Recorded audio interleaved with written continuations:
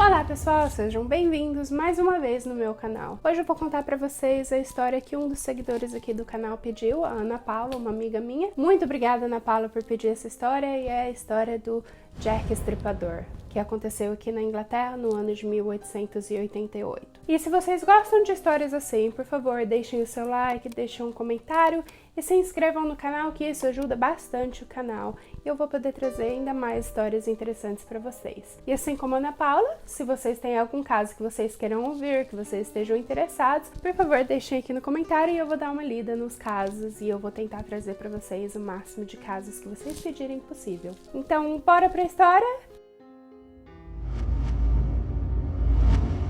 Eu já vou começar essa história, então, com a primeira vítima. A primeira vítima foi a Mary Ann Nichols, também conhecida como Polly, nascida no dia 26 de agosto de 1845. Ela acabou se casando aos 18 anos e ela acabou tendo 5 filhos com o marido dela. E quando o 5º filho dela nasceu, o pai dela acabou acusando o marido de que ele tinha sido infiel com a enfermeira que acabou cuidando do 5º filho, recém-nascido. E com isso, eles acabaram se separando. Não é claro se ele realmente acabou sendo infiel a ela com essa enfermeira ou não, mas de qualquer forma levou à separação do casal. Por muito tempo após a separação, ela acabou morando com o pai dela, ou ela acabou morando em lugares em que ela trabalhava. Ela trabalhou de empregada doméstica numa mansão. Os filhos dela moravam com o pai, então ela não tinha os filhos dela presentes na vida dela. Depois de um tempo, ela não podia mais morar com o pai dela. Aí eu já não sei se foi o caso do pai dela ter falecido, ou se foi realmente só um caso de que não estava dando mais certo dos dois morarem juntos.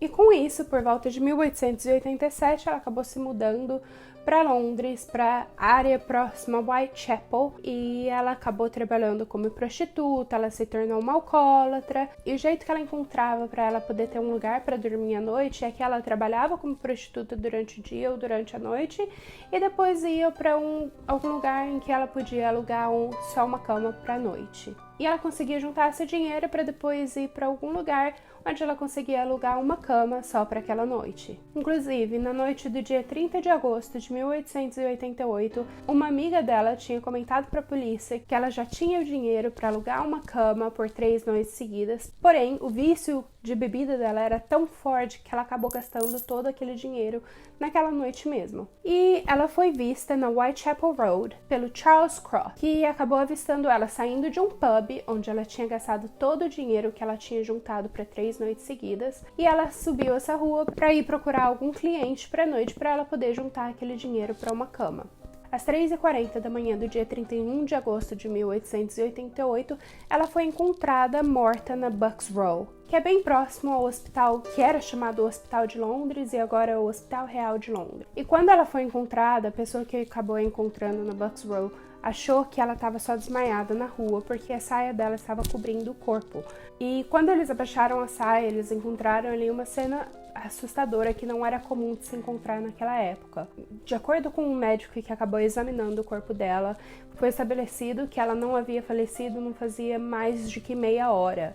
No corpo dela haviam contusões extremas no rosto, eles não sabem se era soco ou se era só de apertar o olho ou apertar o rosto muito forte, com muita força. Ela tinha a garganta dela cortada do lado esquerdo ao direito.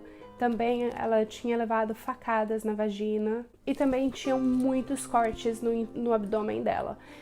Esses cortes eram tão profundos e tão extensos que o intestino acabou saindo por esses buracos onde ela havia levado as facadas. O médico legista acredita que o assassino não demorou mais do que 5 minutos para causar toda essa destruição no corpo dela. E com isso ela acabou sendo enterrada dia 6 de setembro de 1888, num túmulo onde só havia o nome dela, e em 1996 o túmulo dela acabou sendo marcado como a vítima do Jack Estripador. Agora nós vamos para a segunda vítima, a Anne Chapman, nascida dia 25 de setembro de 1840. Ela, aos 29 anos, acabou se casando com um parente próximo de sua mãe. Ela teve 3 filhos com esse marido, um menino e 2 meninas. O menino, ele nasceu deficiente e ele acabou morrendo com o tempo. Uma das meninas, ela acabou falecendo aos 12 anos de meningite e a terceira filha viveu uma vida longa. As pessoas próximas a ela acabaram dizendo que ela melhorou muito após o nascimento do filho, onde ela precisava dar atenção extrema ao filho, que era deficiente, e após a morte do filho e da filha, a depressão dela aumentou muito, a dependência do álcool também se multiplicou e ela acabou voltando para essa vida de alcoólatra. E com o tempo, todo esse trauma que aconteceu na vida dela e do marido, eles acabaram se separando, o que destruiu ainda mais a Anne. Por alguns anos, ela acabou vivendo de pensão do marido. O marido dela mandava uma certa quantidade por semana, onde ela conseguia ter uma vida até que ok. Ela tinha uma cama para dormir, ela tinha refeição na mesa e de repente isso acabou parando. E foi quando ela descobriu que o marido dela havia falecido.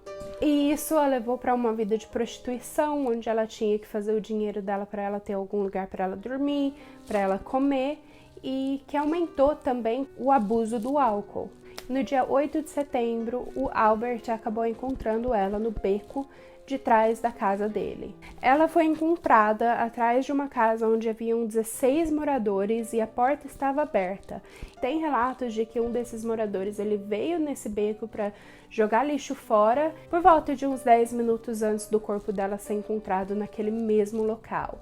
E bem similar ao caso anterior, ela também teve corpo mutilado, ela teve o que chamam de assinatura do Jack Stripador, que é o corte no pescoço, a direção do corte. Ela também teve o útero dela arrancado, e isso é um pouco diferente da vítima anterior, que não teve o útero arrancado, porém a Anne teve o útero arrancado. E o corpo dela também tinha sido aberto no abdômen, onde o intestino dela também estava para fora do corpo. E próximo a esse local, eles encontraram um pedaço de um avental de couro, o que acreditam ser do Jack Stripador. Não tem provas, porque afinal de contas a gente não sabe quem realmente foi o Jack Stripador. E nada muito diferente do que essa lista de suspeito que já foi criada naquela época mesmo. E ela acabou sendo enterrada dia 8 de setembro de 1888 e infelizmente o túmulo dela já não existe mais, porque aqui em Londres tem um problema de espaço, não tem muito espaço para enterrar as pessoas e o túmulo dela acabou sendo removido para poder enterrar pessoas novas naquele mesmo local. Agora nós vamos para a terceira vítima, a Elizabeth Stride, que foi nascida dia 27 de novembro de 1843. Ela acabou emigrando da Suécia para Londres no ano de 1866. E no ano de 1869 ela acabou se casando com o John Stride. Ela teve um relacionamento um tanto quanto conturbado com o John e eles acabaram se separando no ano de 1877. Só que eles iam e vinham com o relacionamento deles, eles ficaram juntos ali de novo por um tempo no ano de 1881. Só que ele acabou falecendo de alguma doença no pulmão. Ela dizia para conhecidos dela de que ela teve 9 filhos, 2 acabaram se afogando no rio Tamisa e o marido dela acabou falecendo alguns anos depois da morte dos filhos. Só que isso foi descoberto de que foi uma total mentira. Ela nunca realmente teve filho nenhum. Ela também acabou perdendo o marido 5 anos antes da data de que ela falava que as filhas dela faleceram. Então, o marido dela não faleceu depois do afogamento das filhas no rio Tamisa, e também não haviam filhas para terem sido afogadas no rio Tamisa. E também um fato interessante para a gente dizer aqui é que ela já era registrada como prostituta na cidade de Gothenburg, na Suécia, nos anos de 1860. Então, quando ela se tornou uma prostituta aqui na Inglaterra após a morte do marido, não foi uma total surpresa para os conhecidos dela, para a família dela, porque ela já era prostituta na Suécia. E acabou que no dia 29 de setembro, dia 30 de setembro, ela foi vista com muitos homens diferentes. Há relatos de pessoas que a viram na rua, de que ela andava com um homem baixo e ruivo, um outro alto moreno, um médio e loiro, enfim. Ela foi vista com muitos homens diferentes e muitas estaturas diferentes. Então a polícia não sabe de fato quem é o suspeito real da morte dela, porque ela foi vista com muitos homens. E o corpo dela foi encontrado em menos de 30 minutos após a última pessoa vê-la.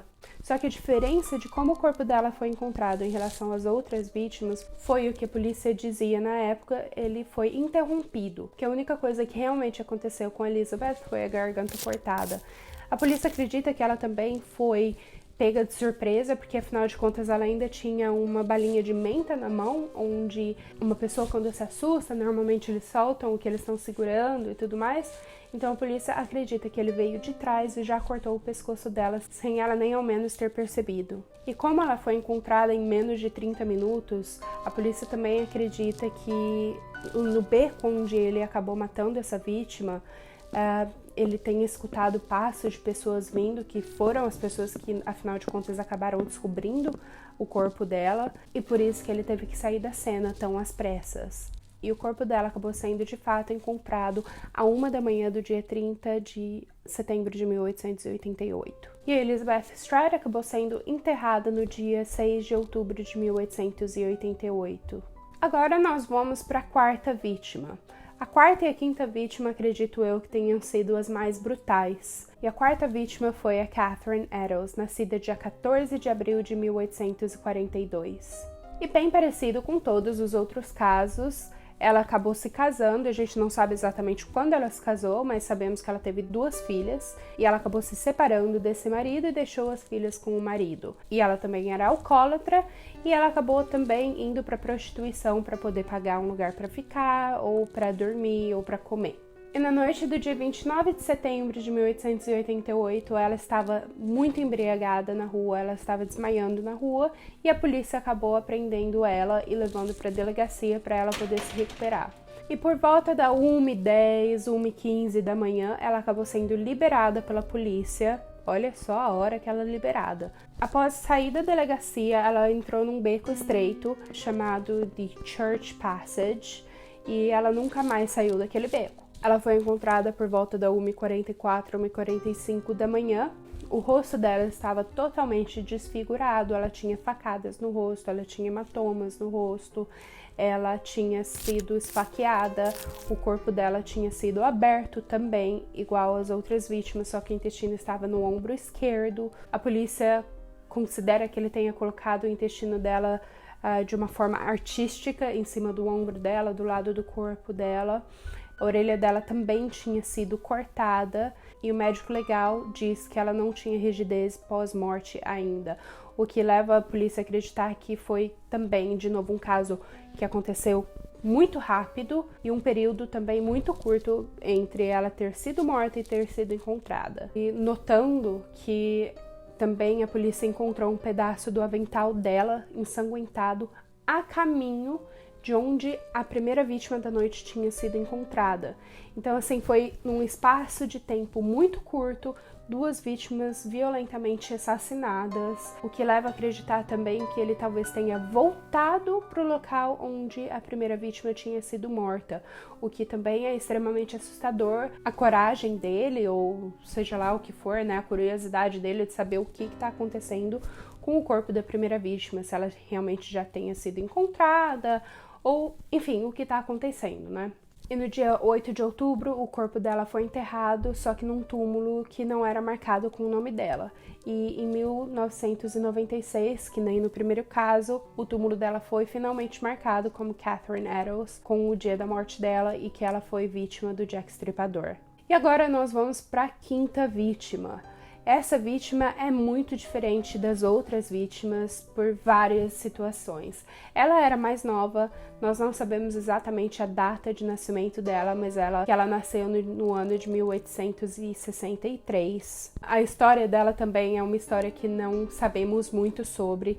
Há relatos de que talvez ela seja uma imigrante da Irlanda, ela acabou vindo para a Inglaterra da Irlanda quando ela era muito nova. E bem similar aos outros casos, ela trabalhava num portel como prostituta, ela também era alcoólatra, e a maior diferença vista nesse caso é que ela não foi morta num beco, ela não foi morta na rua, ela foi morta dentro da sua própria casa, na sua própria cama. E o nome dessa quinta vítima é Mary Jane Kelly. A Mary, ela tinha um lugar que ela ficava, que ela era regular, ela alugava aquele local. A vizinha dela escutou ela dançando, cantando, organizando a casa até mais ou menos 1 ou 2 da manhã. Por volta dessa hora, tudo acalmou, ficou quieto, e tanto a vizinha foi dormir quanto a Mary Jane foi dormir. Por volta das 3h30 da manhã, entre 3h30 e 4 horas da manhã, a vizinha dela acabou acordando com o gatinho dela, né, andando por ela, e ela escutou algum barulho vindo da casa da Mary Jane, que ela acha que foi alguma coisa de morte, um sussurro de morte ou coisa assim, só que ela achou que ela estava sonhando e voltou a dormir. Lembrando, isso são só relatos, eu não sei ao certo se foi exatamente assim que aconteceu, porém esses foram os relatos que eu consegui encontrar. E no dia seguinte, o dono da casa ele foi coletar o aluguel, o pagamento do aluguel da Mary Jane, e ele viu que a janelinha do lado da porta estava quebrada. Então ele colocou o braço pela janela e ele abriu a porta para ver o que estava acontecendo ali dentro da casa, se estava tudo bem, se a Mary Jane estava ok. E quando ele entrou naquela casa, ele viu uma cena muito assustadora, que eu acho que foi o caso mais brutal do Jack Stripador. Ela foi encontrada nua no meio da cama, e a polícia acredita que ela foi morta enquanto ela ainda estava dormindo. Ela tinha as roupas dela do dia seguinte dobradas no canto da cama, os sapatos dela estavam colocados certinho do lado da cama, enfim, não tinha sinal de que ela tinha lutado muito contra o assassino dela. E apesar de que o modo que ela foi encontrada ser muito parecido com as outras vítimas, foi muito mais brutal. A barriga dela estava totalmente aberta e vazia, todos os órgãos estavam para fora do corpo. Ela tinha intestino para cima do ombro e do lado do corpo, o baço dela também estava do lado do corpo, os seios dela haviam sido cortados. Ela tinha um seio junto com um rim no meio das pernas, próximo aos pés dela. Ela também tinha um outro seio com o útero e o rim atrás da cabeça. O rosto dela também tinha sido mutilado. Enfim, foi uma morte muito brutal. E, infelizmente, eu não sei quando ela foi enterrada de fato, mas essa é considerada a última vítima do Jack Stripador.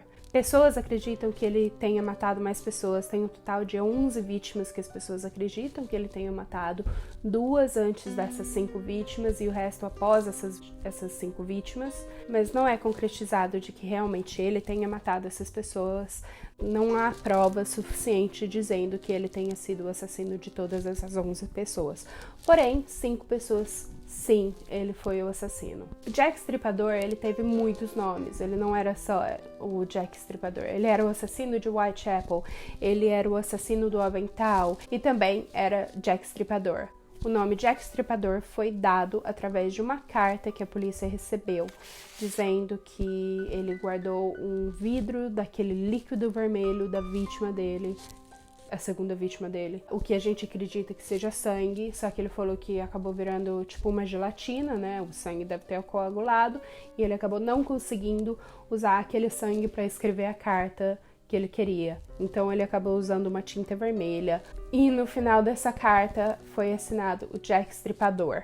E não teve só essa carta que foi recebida, tiveram outras cartas que também foram recebidas. Eles também receberam um pedaço de um rim uma vez com uma outra carta, só que foi descoberto que isso era um estudante de medicina que acabou trolando a polícia e mandando esse pedaço de rim. Também teve outra carta que acredita ser também o Jack Stripador, que tinha a mesma letra dessa carta anterior que ele queria ter escrito a sangue, só que nessa carta ele falava detalhes por detalhes dos assassinatos 3 e 4.